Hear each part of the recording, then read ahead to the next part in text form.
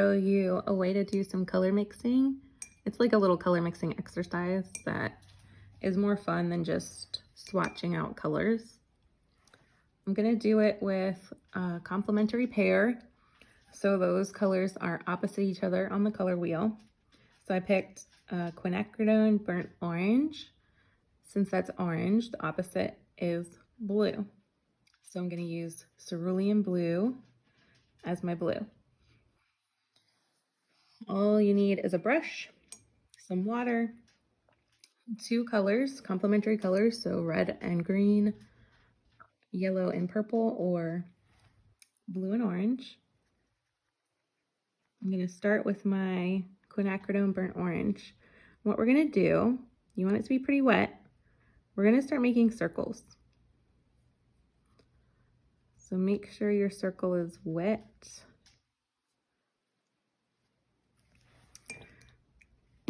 Rinse your brush, and I'm going to get some of the cerulean blue.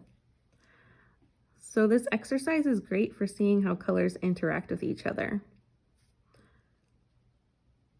So you want to make your circle, and I just touched gently against the orange, and it's starting to spread into the blue.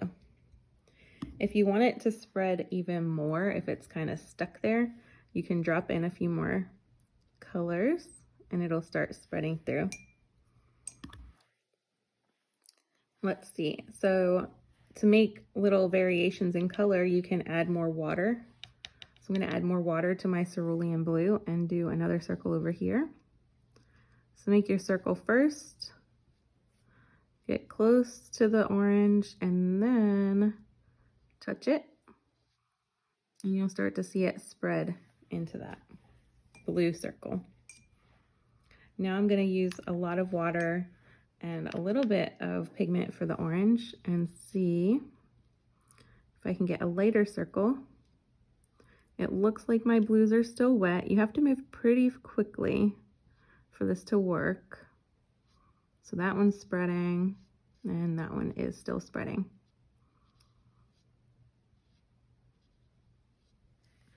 Now I'm gonna get some more of the Quin orange and do another circle down here. Gonna make it a bit darker and then bring it up closer, closer, closer till it reaches those circles. There we go. And there we go. They're starting to spread. You can also rinse your brush out and just have it wet with water because this one's so dark.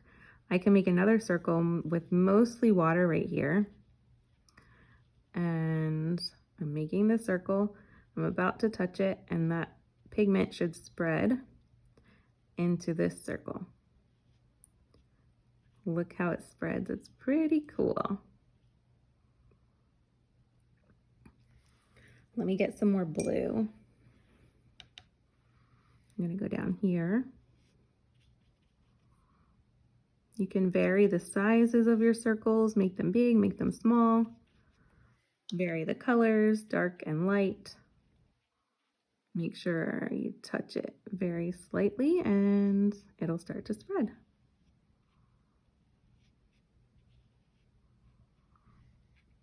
And we can do another, just water next to this blue one. Let's do a big, big one. If any of these are wet, still they will start spreading into it. It's hard to see. Let's touch that one, and that one.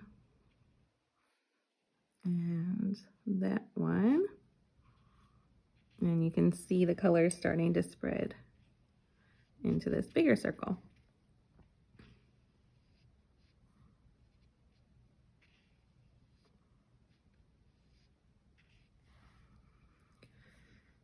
So that's a fun exercise to do. You can see the complements over here, the blue and the orange, are making a neutral, which is what I would expect to happen. The really fun thing with this is once it's dry, you can see some really cool effects, and I'll show you when it's dry. I'll let it dry and then I'll come back. Okay, it's mostly dry now, and you can start to see these cool effects that are happening where the colors have blended and spread around. And this is one of my favorite things about watercolor. It's the unexpected that helps keep me loose and free when I'm painting, because sometimes the so-called mistakes are the best thing that happens while I'm painting. So there's one more exercise I'm going to show you, and it's still using complementary colors. It's a good way to get to know your paints really well. We're going to start on one side with the Quinacridone burnt orange, and the other side will be Cerulean blue. So we're using the same colors, but this time we're going to grab our pure Quin burnt orange and put that over here. Just make a square rectangle.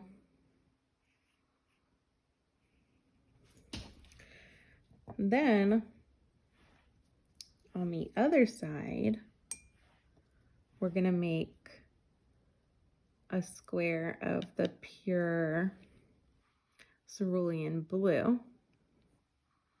So that'll be over here.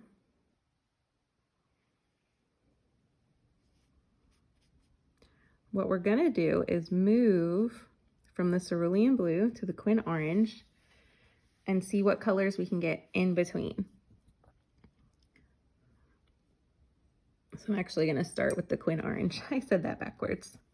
So with the Quin orange, I'm going to add just a tiny bit of the Cerulean blue to my Quin orange pile and see what happens. The color changes slightly. You can see it's muted it just a touch. It's more of a brown instead of that bright orange. So now I'm going to grab a little bit more Cerulean, mix it into my orange pile, and make the next one. So it's even more muted. We're moving towards beautiful neutral colors.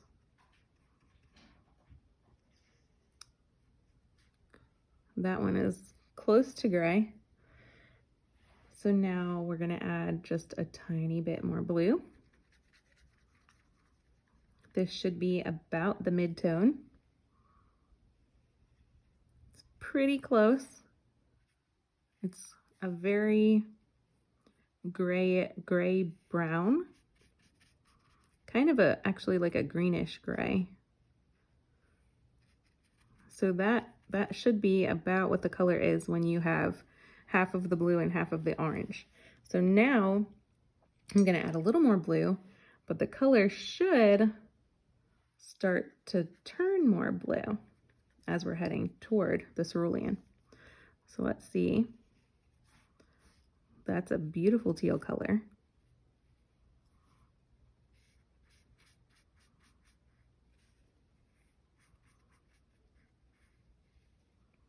And then add a bit more blue to the pile again.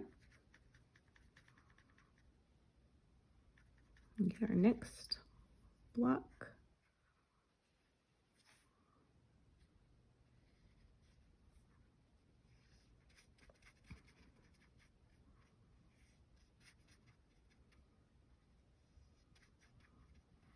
This is a great way to see how your colors interact with each other and all of the different shades you can get.